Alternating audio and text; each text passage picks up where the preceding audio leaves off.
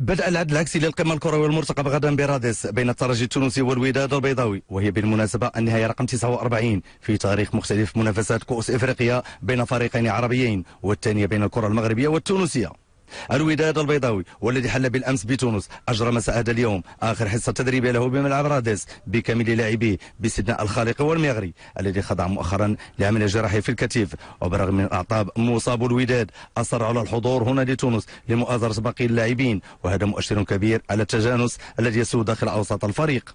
إصابات الميغري فتحت الباب أمام حارس المنتخب الأولمبي الشاب يونس بونو لمعانقة الاحتكاك على أعلى مستوى في غياب كل لحارس احتياطي، وهي مهمة ستناط باللاعب عبد الرحيم بن كوجان في سابقة لنهاية عصبة الأبطال الإفريقي لكرة القدم.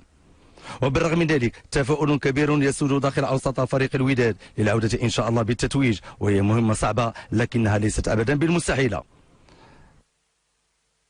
حققنا واحد النتيجه اللي تنقولوا جد ايجابيه وما تسجلش عندنا في الميدان ديالنا، فالحمد لله حنا جينا لهنا لتونس باش نحققوا واحد النتيجه ايجابيه واننا نسجلوا في اسرع وقت ممكن باش نحافظوا على النتيجه ديالنا باش نرضيو الجماهير المغربيه اللي متعطشه لهذا اللقب ان شاء الله. الجو العام فالكل شيء الحمد لله سعيد بالقدوم ديالنا لا هنا ولا الخالقي، يعني حنا تندعموهم معنويا وهما اللعابه عارفين المسؤوليه اللي عليهم وفرحانين، ويعني نصائح تنهضروا بعضياتنا كاملين بحال تنعيشوا الماتش من قبل وموجدين، وان شاء الله نمشيو من تونس وحنا داير الكاس. فريق الترجي التونسي خصم الوداد في مباراة الغد